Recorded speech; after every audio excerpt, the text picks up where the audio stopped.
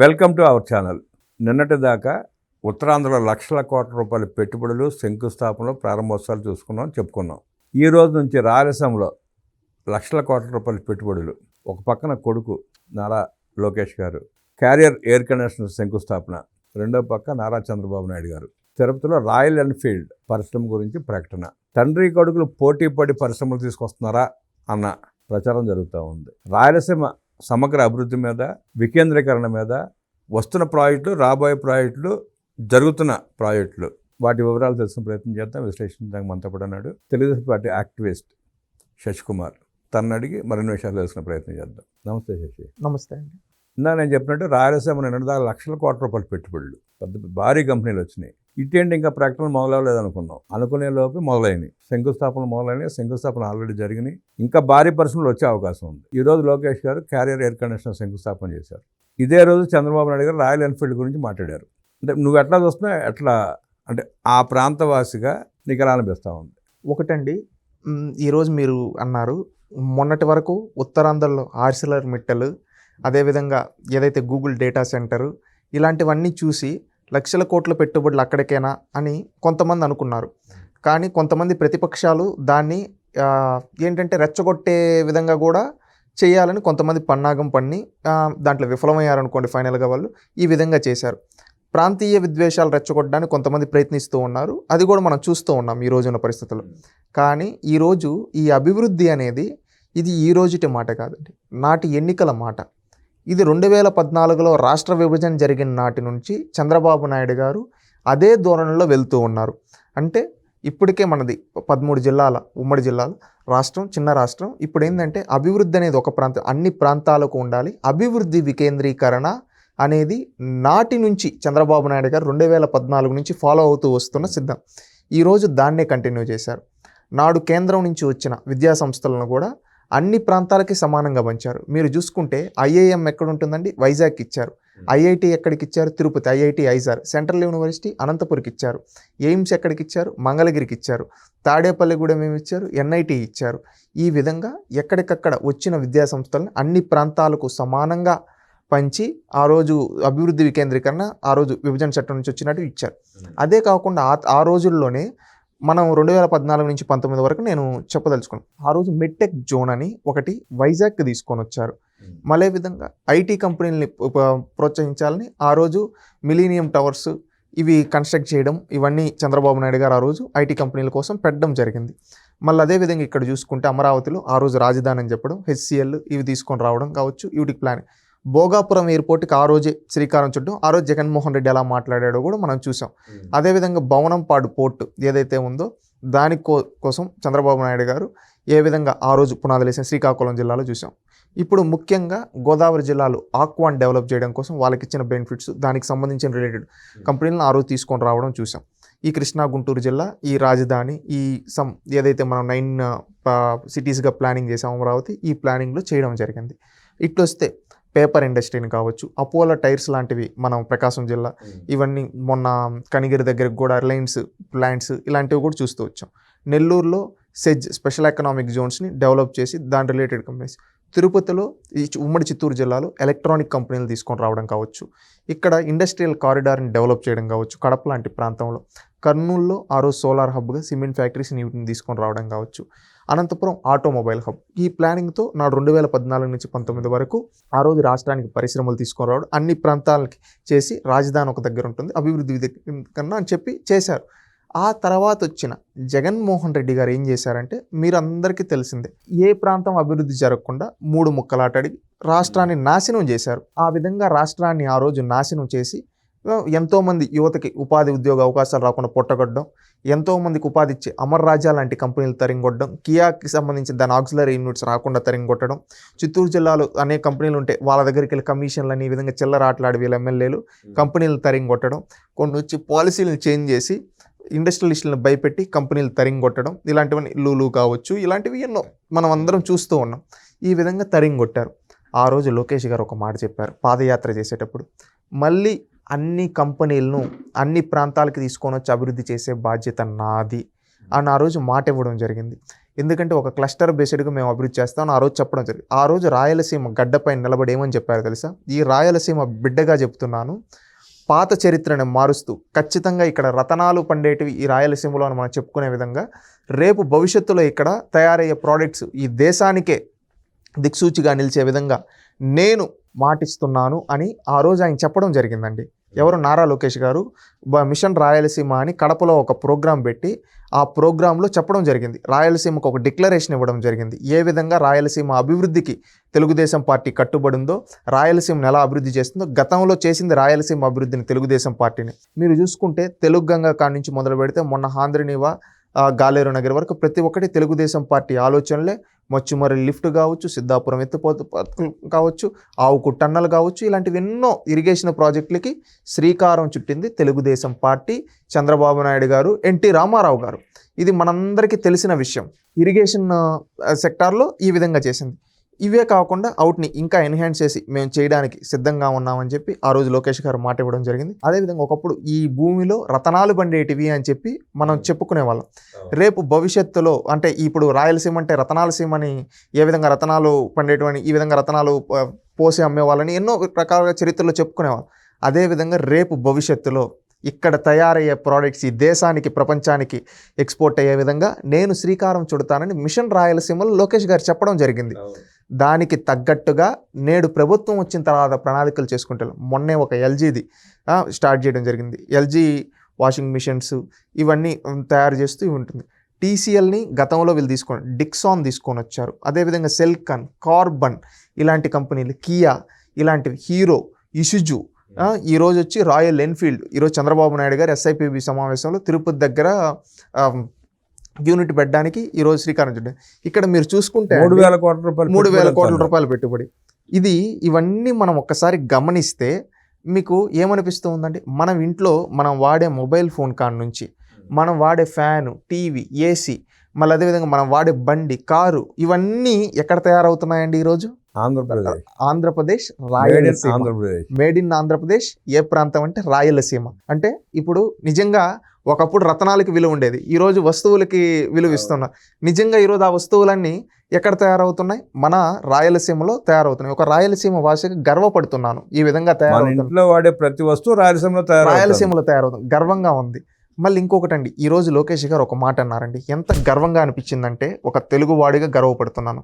రేపు దేశానికే coolest capital of India అంటే ఆంధ్రప్రదేశ్ అని చూపించే విధంగా మేము. ఎందుకంటే ఏసీలు ఏవైతే తయారు చేస్తున్నాయో అవి 80% కంపెనీలు రేపు ఆంధ్రప్రదేశ్లో ఉంటే, రేపు దేశానికి అవసరమైన ఏసీ ఎక్కడ తయారైతే 80% మన ఆంధ్రప్రదేశ్ నుంచి ఎక్స్పోర్ట్ అయ్యే విధంగా మనం ఒక ప్లానింగ్తో వెళ్తూ ఉన్నాం. ఇక్కడ ఆయన ఇంకొక మాట కూడా చెప్పడం జరిగింది. మనం ఏదో కంపెనీలు తీసుకొని రావడం కాదు మన విధానం, ఒక క్లస్టర్ బేస్డ్ విధానంతో కొన్ని హబ్బులను తయారు చేస్తామని. ఎందుకు హబ్బులను తయారు చేస్తామంటే, ఈరోజు ఒక ఎలక్ట్రానిక్ క్లస్టర్ ఒక దగ్గర ఉంది, ఒక ఆటోమొబైల్ క్లస్టర్ ఒక దగ్గర ఉంది, డేటా హబ్స్ ఒక దగ్గర ఉన్నాయి, క్వాంటమ్ ఒక దగ్గర ఉంది, అదేవిధంగా బయోగ్యాస్ ప్లాంట్స్ ఇవి ఒక దగ్గర ఉన్నాయి. అంటే ఒక రంగం కాదు, అన్ని రంగాల్లో. ఒక ఏరోస్పేస్ ఎక్కడుంది? ఏరోస్పేస్కి సంబంధించిన ప్రాజెక్ట్, ఏరోస్పేస్ యూనివర్సిటీ మనం ఎక్కడ పెట్టామంటే విజయనగరం దగ్గర పెట్టాం. అదేవిధంగా ఏరోనాటికల్ యూనివర్సిటీ, దానికి పునాది వేస్తూ ఉన్నాం. డిఫెన్స్కి సంబంధించిన ప్రోడక్ట్స్ ఎక్కడ తయారవుతాయంటే, రేపు ఇంకొక 2 రోజుల్లో 15వ తేదీ మీరు చూస్తారు ఎక్కడ డిఫెన్స్కి సంబంధించి, దేశానికి కావాల్సిన డిఫెన్స్కి సంబంధించిన యూనిట్ ఎక్కడ పెడితే మన లేపాక్షి దగ్గర, మన రాయలసీమ. ఇప్పుడు యుద్ధాలు ఇప్పుడు చూస్తూ ఉన్నాం, డ్రోన్స్తో యుద్ధాలని. ఆ డ్రోన్ హబ్ ఏదో తెలుసా అండి? మన కర్నూలు. రేపు మనం ప్రతి కారు వాడతాం కదా, అలాంటి కార్ల కంపెనీలు ఎక్కడ? మన అనంతపురం వస్తూ ఉన్నాయి. అదేవిధంగా మనం ఇప్పుడు కొత్తగా గ్రీన్ ఎనర్జీ ఏంటంటే, ఈ వాటర్తో కరెంట్ తయారు చేసే విధానాలు ఇవన్నీ పోయాయి. కొత్తగా ఇప్పుడు ఏమొస్తున్నాయి? ఇప్పుడు ఎలక్ట్రిక్ వెహికల్స్ అన్నీ వస్తూ ఉన్నాయి. వీటి ద్వారా మనం ఏం చేస్తూ ఉన్నాం? ఏదైతే సోలార్, విండ్ ఇవి ఉన్నాయో వీటికి సంబంధించి ఇది ఎక్కడ తయారవుతూ ఉన్నాయి? ఈ సోలార్ ప్లాంట్ ఇవన్నీ కరెంట్ తయారు చేసుకునే విధంగా ఇక్కడ మన రాయలసీమలో యూనిట్లు పెడుతూ ఉన్నాం. ఈరోజు కూడా SIPB సమావేశంలో ఒకటి తయారైందండి, ఒక అప్రూవల్ చేశారు. చాలా ప్రౌడ్గా అనిపిస్తూ ఉంది. ఎందుకంటే ఈ రాయలసీమకు సంబంధించి ప్రధానంగా ఈరోజు SIPB సమావేశంలో మేజర్ ప్రాజెక్ట్ సత్యసాయి జిల్లాలో 51,000 కోట్లతో సోలార్ పవర్ ప్లాంట్ పెడుతూ ఉన్నారు. Solar power plant. కడపలో 12,000 కోట్లతో Adani hydro energy pump storage project పెడుతున్నాం 12,000 కోట్లతో. తిరుపతిలో మీరు అన్నట్టు రాయల్ ఎన్ఫీల్డ్ ప్రాజెక్ట్ తయారీ పరిశ్రమ ఎంత గర్వంగా ఉంటుందండి. ఈరోజు కడపలో గతంలో ఉన్న పాలకులు 40-50 ఏళ్ళగా అక్కడ ప్రాతినిధ్యం వహించి అక్కడ వాళ్ళకి ఉద్యోగాలు చూపించకపోగా వాళ్ళ కింద పాలెగాళ్ల మనస్తత్వంతో చూస్తే ఈరోజు అక్కడ ఉండే పిల్లలు కూడా ఎదగాలి, వాళ్ళు కూడా ఉన్నత స్థానంలో ఉండాలి. వాళ్ళ కోసం ఈరోజు ఒక బ్రాండ్గా ఎక్కడ చెప్పాలంటే ఒక hydro energy pump storage plant ఎక్కడ ఉందంటే మన కడపలో ఉంది అని చెప్పుకునే విధంగా పునాదులు వేస్తూ ఉంది నేడు కూటమి ప్రభుత్వం అని సగర్వంగా చెప్పగలనండి. ఈరోజు ఒక ఆర్టికల్ చూశానండి, ఒక వ్యక్తి రైటర్ ఒక ఆయన పెట్టున్నాడు. అది చంద్రబాబు నాయుడు గారు కన్న భూమి రుణం ఏ విధంగా తీర్చుకున్నాడు అనే దాని గురించి ఆయన ఒక లైన్ రాశాడు. బుల్లెట్ నుంచి బిలియన్ల వరకు ఒక అద్భుత ప్రస్థానం అని చెప్పి, తిరుపతి వీధుల్లో ఒక కుర్రాడు బుల్లెట్ మీద తిరిగేవాడు, అదే బుల్లెట్ మీద ప్రచారం చేసి అసెంబ్లీ మెట్లెక్కాడు. దశాబ్దాల తర్వాత అదే మనిషి ఈ వయసులో అదే ఉత్సాహంతో బుల్లెట్ నడపడమే కాదు, తాను చదువుకున్న గడ్డపై ఏకంగా బుల్లెట్ తయారీ కేంద్రమే వచ్చేలా చేశాడు. ఇది కేవలం ఒక వ్యక్తి ప్రయాణం కాదు, ఒక రాష్ట్రం తన ఆత్మ గౌరవాన్ని ఆర్థిక శక్తిని చాటుకున్న చరిత్ర అని పెట్టారు. 2500 కోట్ల రాయల్ ఎన్ఫీల్డ్ కర్మ, 3000 మంది యువతకు ఉపాధి. ఇది అంకెల్లో చెప్పే లెక్క కాదు, తాను పుట్టి పెరిగిన ఊరికి, చదువుకున్న నేలకు ఒక నాయకుడిస్తున్న అత్యున్నతమైన కృతజ్ఞత. తిరుపతి వీధుల్లో బుల్లెట్ నడిపిన ఆ కాళ్ళే నేడు అదే నేలపై 1000 కోట్ల పారిశ్రామిక సామ్రాజ్యాన్ని నిలబెట్టాయి. అంటే ఆయన రాసిన ఆ వాక్యానికి ఒక తిరుపతి వాసి గర్వపడుతున్నానండి. ఎందుకంటే మనం ఎప్పుడైనా కానీ కన్న ఊరిని కన్న తల్లిని మర్చిపోకూడదని చెప్పి పెద్దలు చెబుతూ ఉంటారు. ఈరోజు చంద్రబాబు నాయుడు గారు తాను రాజకీయంగా ఎదగడానికి కావచ్చు, తాను చదువుకున్న ఆ నేలపైన ఈరోజు గర్వంగా చెప్పుకొని 500 మందికి ఉద్యోగాలు వచ్చి 2500 కోట్ల రూపాయల ప్రాజెక్టును తీసుకొని వచ్చాడు. జగన్మోహన్ రెడ్డి కానీ రాజశేఖర్ రెడ్డి కానీ వాళ్ళని ఇన్నేళ్లగా ఆదరిస్తున్న ఆ కడపకి గుక్కె నీళ్ళు ఇవ్వలేకపోయారు కదా, తాగునీరు ఇవ్వలే. అది కూడా అక్కడ ఉండే ప్రాంతం వాళ్ళు ఆలోచించాలండి. ఎందుకంటే ఈరోజు గర్వంగా ఉంది. ఈ విధంగా అనేక కంపెనీలు ఒక క్లస్టర్ బేస్డ్తో ఈరోజు తెస్తూ ఉన్నాం. ఈ విధంగా రాయలసీమకి ఈరోజు ఇన్ని రంగాల్లో అభివృద్ధి చెందుతూ ఉంటే ఇండియాలో ఏ ప్రాంతం అయ్యా ఎలక్ట్రానిక్ దానికి క్లస్టర్ బెస్ట్ అంటే ఆంధ్రప్రదేశ్ వైపు, రాయలసీమ తిరుపతి వైపు చూపించే విధంగా తీసుకొని వస్తూ ఉన్నాం కదా. రేపు రాయల్ ఎన్ఫీల్డ్ ఎక్కడ తయారవుతాయంటే రాయల్ ఎన్ఫీల్డ్ మా తిరుపతిలో తయారవుతుందని మనం కాళ్ళ రెగరేసి చెప్పుకోవచ్చు. డ్రోన్లు ఎక్కడ తయారవుతాయంటే మా కర్నూలు అని చెప్పుకోవచ్చు. కియా ఎక్కడంటే మా అనంతపురం పెనుగొండలో తయారవుతాయని చెప్పుకోవచ్చు. ఇలాగా ఈరోజు ఈ వచ్చే కంపెనీల వల్ల భారతదేశం ఖ్యాతే కాదు, ఆంధ్రప్రదేశ్ ఖ్యాతి భారతదేశంకి అదనంగా వచ్చే విధంగా. ఎందుకంటే ఇప్పుడు ఇంట్లో ఒక 5 మంది బిడ్డలు ఉంటే ఒక బిడ్డ బాగా చదివి పైకి వస్తే ఆ తల్లిదండ్రులకు ఎలా మంచి పేరు వస్తుంది. ఈరోజు ఇన్ని యూనిట్లు మన ఆంధ్రప్రదేశ్ రంగంలో క్లస్టర్ బేస్డ్ మీద డెవలప్ అయితే రేపు దేశానికి మంచి పేరు కదండి. ఇక్కడ ఉండే మనం గర్వంగా చెప్పుకోవచ్చు. ఈరోజు నేను యువతని కోరేది, రాష్ట్రంలో ఉండే ప్రజలను కోరేది ఒక యువకుడుగా ఏంటంటే, ఈరోజు మనం ఎవ్వరం శాశ్వతం కాదు, చేసిన అభివృద్ధి శాశ్వతం, చేసిన మంచి పనులు శాశ్వతం.